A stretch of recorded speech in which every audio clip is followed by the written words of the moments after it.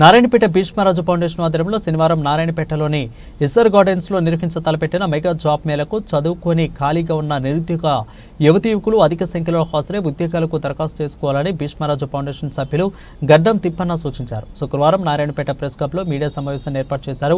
ఈ సందర్భంగా ఫౌండేషన్ సభ్యులతో కలిసి తిప్పన్న మాట్లాడారు.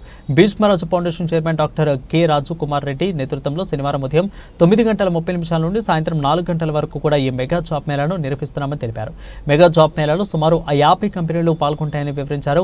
ఈ యొక్క సదావకాశాన్ని నిరుద్యోగ యువతి యువకులు సద్వినియోగం చేసుకోవాలని సూచించారు. ఈ యొక్క సమావేశంలో ఫౌండేషన్ సభ్యులు పోలీసు పటేలు మధుసూదన్ రెడ్డి, ఇక గోపాల్ గౌడ్, హనుమంతు ముదిరాజు, నరసింహనాయుడు, అదేవిధంగా అశోకు, చాముకురేడి నగేష్, ఉద్మలగిడ్డ అశోకు తదితరులు పాల్గొన్నారు.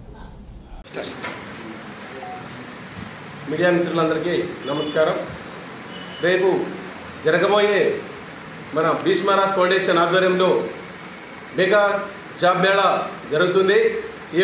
ఈ ప్రోగ్రాం మన నారాయణపేట పట్టణం ఎస్ఆర్ గార్డెన్లో నిర్వహించడం జరుగుతుంది.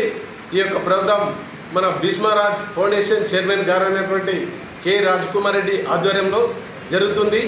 కాబట్టి మన నారాయణపేట పట్టణ మరియు పరిసర గ్రామం నిరుద్యోగ యువతి యువకులు అందరూ ఈ యొక్క అవకాశాన్ని ఉపయోగించుకొని మీ యొక్క జీవితాలను మార్చుకోవాలని, తద్వారా మీడియా మిత్రులు అందరూ ఈ యొక్క ప్రోగ్రాంకి వచ్చి మీ యొక్క మన యొక్క కార్యక్రమాలన్నీ దాదాపుగా 50 కంపెనీలు ఈ ప్రోగ్రాంకి అటెండ్ అవుతున్నాయి.